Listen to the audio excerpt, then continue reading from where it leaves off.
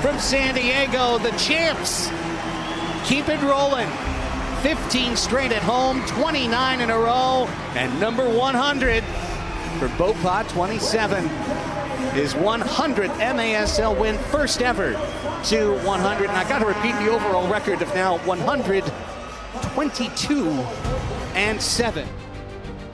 What's going on, everybody? This is MASL Monday. Thank you so much for tuning in. We are on Sirius XM, FC channel 157, as well as MASL TV on YouTube. I'm Alex Bashivansky, your host. We are going to bring you the best from the Major Arena Soccer League today, talk about what went down this past weekend. And I am thrilled to be joined by a man who just had a big landmark achievement this past weekend. It is the reigning MASL Goalkeeper of the Year from the San Diego Sockers, Boris Pardo. Boris, man, thank you for joining me today. Thank you, Alex. Big fan of your show and the setup you guys have, man. Thank you for having me. Awesome, man. Thank you so much for that. And congratulations to you. We're about to get into your game from the weekend, but Boris, you are the first goalkeeper in MASL history to reach 100 wins, which you got from the win over Chihuahua yesterday. We'll get to that in a moment. Let's talk about the game first, though. Against the Savage, it was 6-4 final, but they made it tight there. They came back. They tied it up with you guys 4-4 before you pulled away with those last two goals. Just talk about how the game went down last night and what it was like. Yeah, we struck first, and as the game went on, it's just kind of possessing the ball, keeping it, moving it, and they're just so fluid. They're so dangerous. Our defense, we solidified a lot in the back in the first half, and kind of 4-1 is a deceiving score in indoor. One goal, momentum shifts, a second goal. And next thing you know, you're only one goal away, and now you got a game. So, I mean, at halftime, that was our talk. Hey, let's not let up. Let's stay focused. And, come out of the half, we had probably the worst 5 minutes of our season, and they scored 3 to get back into it. So they can kill you so quickly, can't they? That team, they've got so much talent. So good. They're so good. And I mean, Torres, he's a phenomenal player with his movements and his technical ability, his touch. Puentes is so strong. Mm-hmm. He doesn't look it. He's short in stature, but I mean, that guy's a rock. So it's fun to watch that team play. They've become one of, if not your biggest rival in a very short period of time, haven't they? Last year was their first season. They had a slow start to the season. I think they lost their first 7 games or something along those lines. Ended up playing you guys in the semifinal, which was an epic semifinal. For a lot of people, that was sort of like their final. When you guys played Chihuahua, giving you, I think, what was only your second defeat all season. One was in overtime in regulation during the regular season. Pardon me, in the regular season in overtime, and then once in your 3-game series against them. But just talk about how they've grown to be such a rival of yours and what it's like playing against Chihuahua. It's. With the U.S. national team when we play and then the whole Mexican national team, so we play each other a lot in the offseason.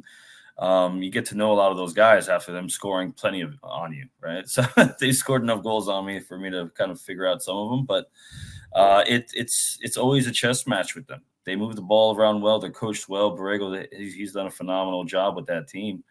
But the new additions they have, this player Medina that they have now. Yeah, I mean, that guy buzzes around and he's a handful. He's very, very underrated. But yeah, it's a great rivalry, and you got the U.S. Mexico. You have, some of our players are good friends with a lot of theirs. So there's a lot of friendships there off the field, but on the field, it's we do not even know each other. It's that CONCACAF rivalry, man. Yeah, U.S., Mexico, and as a Canadian, I'm going to throw Canada in there now. We're becoming a bit of a heavyweight in our own right in CONCACAF. Yeah, you guys are. But let's talk about you for a second in your background, because you were with Seton Hall, of course, playing in the 11v11 game.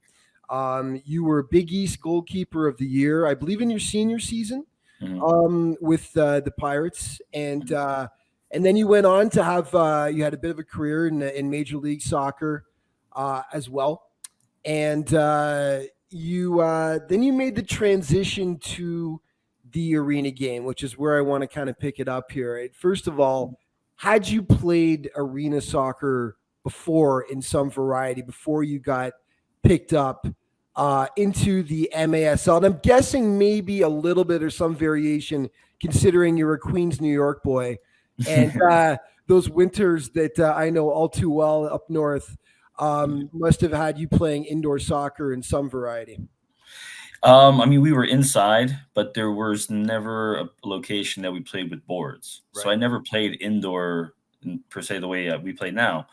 It was always with lines or nets drawn down. You got dividers, but you're playing with futsal size goals, and so yeah. I mean, I've played futsal, grown up playing futsal all my life, but with like the transition from outdoor to indoor, I got a phone call from Kim Runfed. And Kim Runfed was the new head coach of the the Comets when they just brought him back. They brought the franchise back into the MISL, and so that's how I was backing Danny up, and I was making a transition. It took me almost like 2 to 3 years to really kind of settle into the game because it was just a lot crazy. Outdoor, you're seeing maybe 5 saves in a game, and that's a busy game, 5-6 saves. But then you go to indoor, you're making 15 saves, 20 saves. It's just like, all right, this is chaos. I like it. So you found that it was a steep learning curve when you came to the indoor game, yeah. Yeah, I mean, some players pick it up quickly. I didn't because funny, like Nate Hauser, he's a Kansas City legend. I mean, he nicknamed me Sunburnt because every time I got scored on in practice, the red light goes red light. So he killed me with that one in the locker room, but. It was a learning curve, at least 2 years, and then a full playing season with Wichita kind of propelled me into the right direction. Right. So it was Wichita, and then you went to what was the Missouri Comets at the time before they became the KC Comets, and now it's been, I think is it 7 seasons in a row in San Diego for you now? This is your 7th season, I believe. I believe so. 6 with the Stalkers. 6, 7. I wrote it down somewhere. I'll find it. I've been here for a minute, so it's time flies. And you talked about just the for the increase in action because it's true. I mean, as a former goalie myself, and I know when you're on a strong team, there's sometimes when you're picking daisies out there because all the action's on the other side of the field, and in the indoor game. Doesn't matter how powerful your team is, you're still going to be getting action. You're going to be getting shots. You're going to be getting touches back there. Yeah. Comparing the two games, I mean, as a goalkeeper, is it more fun playing the arena game because of those reasons I just listed? Oh yeah, I love it. It's great. I don't even want to go back. I go back and the goal is huge. I'm looking at this thing like, what am I doing here? I like the other goal better. Right. But yeah, like you see action, but it's kind of now going back to a state of mind now when I'm playing in front of these guys like Pino, Mitchell, Serta, Rojo. I mean, these Pee-wee, these guys are shutting out teams, and I'm only seeing like a handful of shots sometimes. Yeah. So it's like it's bringing me back to that in a way, and it's a great mental test. But yeah, I mean, I love the indoor game. You're going to be busy, and it's fun to watch a lot of goalkeepers around the league make awesome saves. Yeah, and just for people listening and watching the webcast, a reminder that to watch games, every single MASL game can be seen live on Twitch, and there's also the archive there of all the MASL games throughout the season. Highlights on YouTube, MASL TV, and the show MASL Monday with myself, Alex Bastivansky. Different guest every Monday, can be heard on Sirius XM. Every Monday, 10 a.m. Eastern time. And I had to get those plugs in there, man, for people to get their fix of MASL soccer.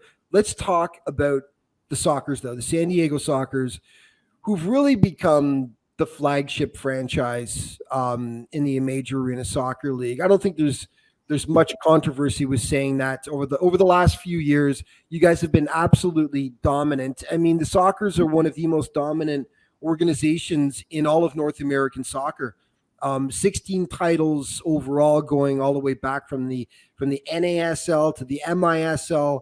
You guys have won the last 2 titles straight. You guys are currently on a 29-game unbeaten streak in regulation time that goes back now 2 seasons.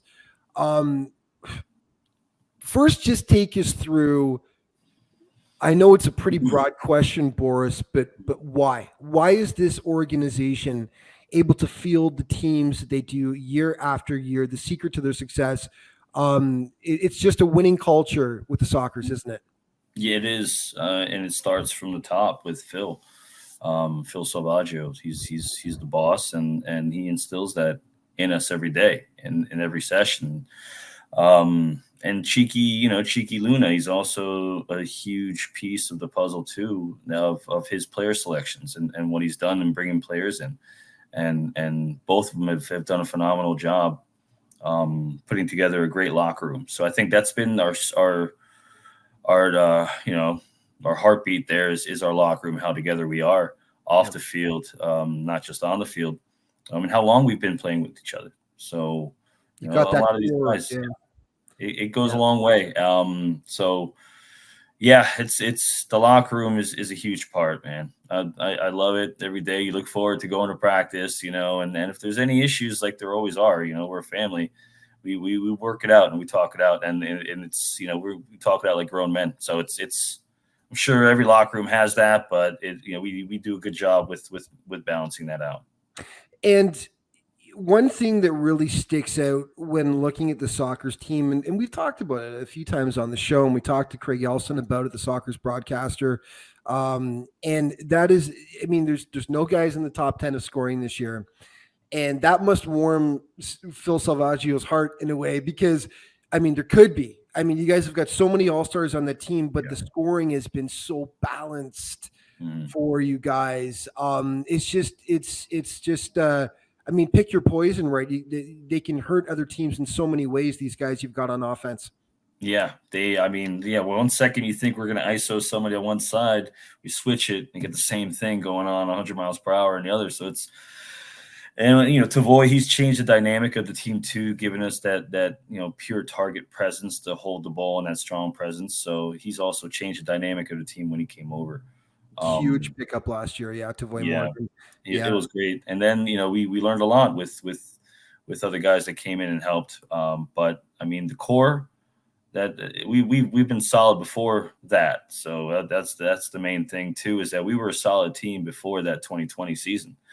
We just had a breakthrough season when we didn't even have a good regular season. That was our worst record since I've been here. You shocked a few people with the title in 2021. I think you were below 500 even in that shortened pandemic season. Florida was the overwhelming favorite to take it, but then you won the championship. Yeah. Shocking to think it's the first MASL championship the Sockers won, but then you followed it up the next year. Talk about that. Just the differences. The fact that last year you were able to get a full season in and take the title in just utterly dominant fashion. Yeah, the 2020 season, that was you didn't know what was going to happen. You had Kansas City was hot. You had Ontario, they were on fire too. They gave us a nice whooping that season in Florida. So I remember that game. But yeah, it's peaking and gelling at the right time. And I think every team, everyone understands that. So once you get the playoff games, that's where you should be peaking and running on all cylinders. It's a marathon, not a sprint, right? The old expression. Exactly. Yeah. Yeah. So it's and then the 2020, 2021, 22, when we went undefeated, that was I think when we had, it's like when you get that one loss, it just kind of restarts you. It's just a little system shock. And then we started flying. So that was a fun season, but our loss in Chihuahua kind of really, really ticked us off in the playoffs. So that loss, we were like, okay, we're not losing at home. And then once we won that game, we knew that we were gonna dominate. I love how you guys it's like aiming for perfection now. You get that one loss and it upsets you that much. One more thing then about the team before we move on to some games that happened on the weekend. Is this something you guys talk about, having an undefeated season? Is this a goal for the Sockers? I know you never want to lose any games, but this is something that's actually talked about in the locker room where it's you talked about how pissed off you were that you lost in Chihuahua. You lost 2 overtime games last year, and that was it. That's why we're on this 29-game heater right now that you guys are. We haven't lost in regulation time. Is this something you talk about in the locker room, a goal to go completely undefeated this season? To be honest, no. It's not something we talk about. We didn't even realize until it was put out on social media. We're like, oh, crap, really, guys? All right. Even the 100 wins, I had no idea until the social media put it out. I'm like, oh, that's awesome. Whoa, okay, yeah. That's pretty cool. Something to aim for, But yeah, you don't pay attention to that stuff, and then once it's out there, we all joke around about it, but we're always reminded in the games, like, hey, remember that game where we lost the lead? Remember that game when we lost at home? I don't want to feel that again. So that's something we keep reminding each other though of our losses. So Mesquite is next for you guys, which will be a huge challenge. And then a 6-game road trip that you guys are going to start as well. Quick comment on Mesquite. Have they surprised you this season? How strong they came out? Because Craig Elston said that. He said, yeah, I mean, that was when you guys went to overtime. But Mesquite out of the gate, I mean, what is it? The pandemic season 1920, when things got cut short, they were sort of they weren't having a fantastic season by any means. I mean, not bad, but I mean, they were sort of middling. This year, they look really, really good. Have they surprised you how good they are? Absolutely, they did. And I mean, starts in the back too. Poyo, he's kept him in it many games, so he's a solid goalie. And especially when you got a guy like Sagu giving you pointers on the side. I mean, the guy's legendary. I learned from him watching him play. So yeah, I mean, and then you got these young kids, Mendez. He's a handful. He's a crafty player. Ortiz, very clever player. I mean, and the Morales, that guy, he's unreal, huh? Hair right now. Yeah, he's got some quick feet, some of the quickest feet I've seen on a player, man. Yeah, Luis Morales, he's a legit challenger for MVP this year. Ian Bennett, of course, will have something to say about that, I'm sure. But but Morales is such a young player. We talked about how in this sport it seems that it runs contrary to a lot of other sports where the players age like fine wine. You see these guys who are in their mid to late 30s who are putting up the points they do, from your Frank Taillou to your Ian Bennett to Leo Gibson, of course. To see a youngster like Morales come in the way he has and be able to dominate is really saying something. Absolutely. So let's move on to we'll get your thoughts on a couple of games. The Empire, who's red hot right now after an ice cold start to the season. 6 in a row they've won. They won 2 against Tacoma, took them down 5-1 and 9-7. From what you've seen from Empire this season, now you haven't seen them since they started, obviously, their hot streak. You haven't played them anyway. But what's your take on Empire and the damage they could do? I've always thought that they were a dangerous team. They just needed some time to work out the kinks, and they've done a phenomenal job in moving players in the right spots. Moving NDI to the back was a smart move, because now they're dictating the play. He's a very good passer, good on the ball. I mean, Acosta, he's a very, very good player, man. I mean, that guy, he finds that penetrating pass to Frank, and then Frank can do his thing. Runners, Adrian Perez back. I mean, you got a very deep team. They just needed time. So I'm not surprised that they're starting to get these wins now. Yep. And Mesquite has just been it's Dallas, unfortunately, not having a great season so far. They did come close on Sunday. Mesquite took them down 5-4. The game on Saturday was a bit of a blowout. So Mesquite keeping the Dallas Derby crown. Here's Craig Elston said on the broadcast yesterday against Chihuahua. He's never seen the West as crazy as it has been this year, with the amount of really, really good teams, where it seems like anyone can challenge for the title this year. Do you sort of agree with that the West is just remarkably powerful this year? Yeah, I mean, it's great competition. I mean, the teams are doing really well. I mean, but you also have, to be fair, the West. I mean, the West side, we have solid stacked teams, but on the East, you're getting some teams that are on the research on the way up. Baltimore, I mean, even though they have a few losses, they do look solid. They look like they're going to be ready for playoffs. That's they remind me of a Baltimore of old. And then I'm a big fan of Harrisburg and their fight. They really surprised me when we played them. I wouldn't look at the scoreline of the second game. I'd look at the first game. And they did and I wanted to talk about that because they won both their games on the weekend. They dropped Baltimore and they beat Florida. And you played them the weekend before, I believe, and it was the weekend previous to that. You beat them both games. The first one was close, though. They managed to get close with you guys. The second one was a bit of a blowout. But what did you see from Harrisburg in those games, and did you see something that maybe would have sort of led you to believe that they could start going on a run, this team?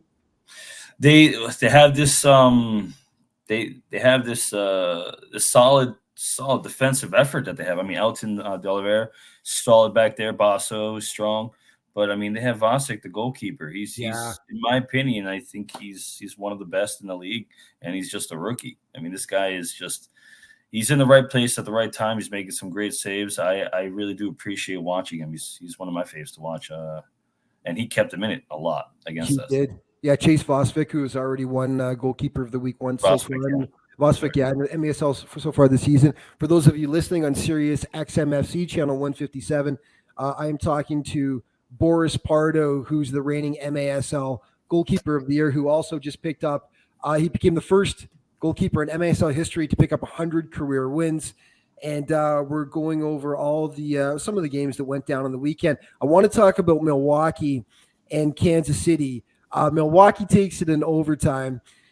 Ian Bennett picks up another goal. So that is a 40-game goal scoring streak for the two-time defending reigning MASL MVP, Ian Bennett.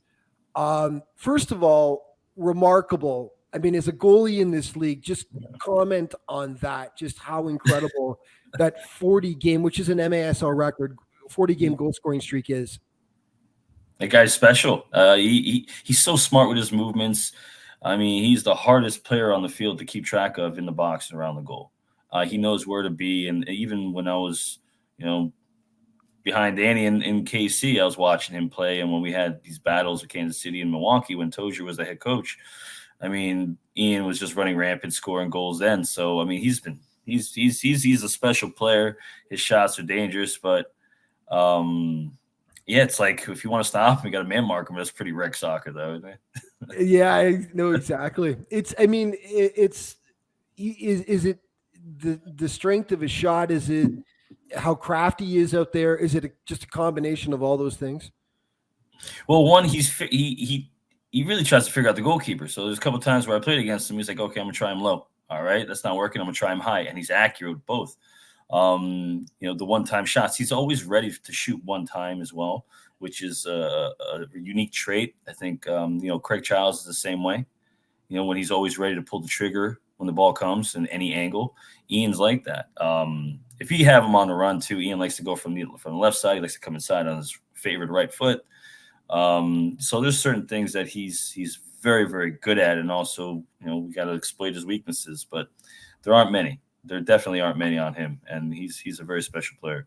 Yeah, for sure. Let's quickly touch on a very interesting ending in Utica on Sunday, where we were having a laugh about this before the show, and we got a different perspective on this game because what happened was, with time expiring, Utica on the charge down the field, the goaltender, the ball hit the goalie's hand as he came out to make a shot outside of the box. Now, you and I thought, watching the game, that time had expired. It wouldn't have mattered if it was a handball, obviously. Yeah. And producer on this show, Phil Levanco, filled us in just before we went on air. He was at the game in Utica. He was in the referee's box when they were going over the call on the instant replay because they had to check it. And he's showing the still frame here of the time, and there was like point something seconds left on the clock. So to the naked eye, we thought that time had expired and maybe it wasn't the right call, but it was the right call. Talk about the ending for it, and also just your and by the way, I should mention Phil Levanco, of course, host MASL Under Review, and that will be most likely front and center on Topic MASL. conversation, yeah. Absolutely, as it should be. So be sure to tune in for Phil's show. But talk about that ending, Boris, and instant replay. I mean, are you guys overall as players happy to have instant replay to ensure that the officials are going to get these calls right? Yeah, I mean the game moves so fast that they're not going to get everything right. So the replay helps. Just a little gray area of what you can review, what you can't. I'm still learning about that because it's still under the referee's discretion of what they want to pick. But it helps to get a lot of calls, and they got that one right apparently because there was still time on the clock. William was a little aggressive there, assuming that he just come in and seal the deal, but it ended up hurting him with that handball outside the box, and there was still time. Which again, you and I, we agreed, time is over, doesn't matter. Yep. And then the Gordy goal on the shootout goal, and Utica pulls it out. So heck of an ending to the game, though. Be sure to check it out on MASL TV on YouTube on the highlights. And okay, we're gonna do a rapid fire thing because we're running out of time here. So let's have just a little bit of fun here as we talk about the San Diego Sockers. Boris, best dressed player on the Sockers, who would it be? Oh man, there's two tight ones, but I'm gonna go with Hiram Ruiz, our Pollo. Okay, he's sharp. And who is the player that they really should be giving some advice to? Who is the worst dressed player on soccer? Based on yesterday's game day appearance, we're gonna go with Brandon Escoto on that one. Oh, okay. He had a jacket on that was like very, very closely resembling a black hefty bag. So okay, all right. Now your teammates are going to be watching this. Keep that in mind. Okay? So, best goal celebrations on the team, and obviously there are a lot to choose from because you guys are scoring so many goals. But best celebration. My favorite was just Avoy when he's doing the whole look at a bird thing. He's just he's funny, man. Okay, worst DJ on the team. Who's got the worst song selections? Or is it controlled just by one guy typically, or is this a rotating? It's a rotating thing, but when our trainer Paul Savage gets on it, I'm like, somebody please get on. Somebody take him off. Give us an example. What kind of stuff are we talking about? He just puts on a radio. He finds one song. And like he puts one song and then it's like a radio selection. All of a sudden you're hearing some pop. I don't know what it is, but most of the guys, they like their Latin music, the reggaeton and all that. So yeah, okay, and most importantly, unsung hero on the team. Who's a player that doesn't get enough attention? I mean, honestly, I would say Mitchell Cardenas. And he had a phenomenal game last night. He's blocked a lot of huge shots, along with everybody else. Taking credit away from anybody, but I think Mitchell, he's been a solid player for us in the back. Excellent. This is a good one. Favorite away arena to play at? Chihuahua. I was thinking you might say that because they are just right on you, aren't they? It's great. Small venue. I think it's about maybe 2,000 seats or something like that, and they are just right on you, aren't they? Yeah, it's a great environment, man. It's like Thunderdome. It's great. Thunderdome. Okay, we got 2 minutes left here. So we'll end on this. One player in the league who you've never played with, but you'd love to have on the Sockers. I think we're allowed to bring this up, even though they're on another team. But who would you who's the guy? There's tough. There's I mean, obviously, I would love to play with a player, of his stature is Ian. I've never played with him. I've always played against him. I would love to play with him. Another one, sorry, I'm going to go on it because I got a lot of respect for some guys, but Zach Reggett, he's been another player I would love to play with. And then Nate Bordeaux, he's another player that he's just Mr. Consistency, and he's a leader. So he's another player I would like to play with. One thing that we're going to point out real quick, since you mentioned Nate, and we'll end on this. Nate wore number 19 in the game against Baltimore. And the reason why I did is because in honor of Ava Wood, who's a girl from his hometown, a soccer player who recently just passed away. And Nate, we're going to show it, was wearing the jersey with her name on the back, which was a really nice sentiment this weekend when he hit the floor in Utica. So our condolences to Ava Wood's family and Nate, just a class move on that. Nicely done. Boris, you are the man. Thank you. First 100 wins in of any goalie in MASL history. So congratulations, man. Thank you. I know I said it before, but it bears repeating. And thank you so much for taking the time to join us here on the program today. And just, man, keep it up. You guys are so much fun to watch. And it'll be interesting to watch this season as you guys strive towards not just the title, but perfection. Even though you guys aren't talking about it, we're talking about it. Maybe you can pull off an unbeaten season. So listen, man, congratulations on the honor, and thanks for taking the time to join us today.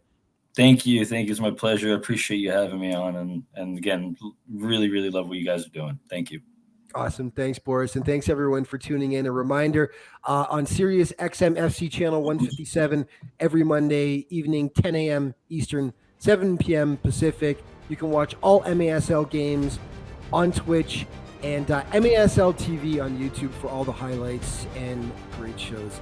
Thank you so much for watching, everyone. We will see you next Monday.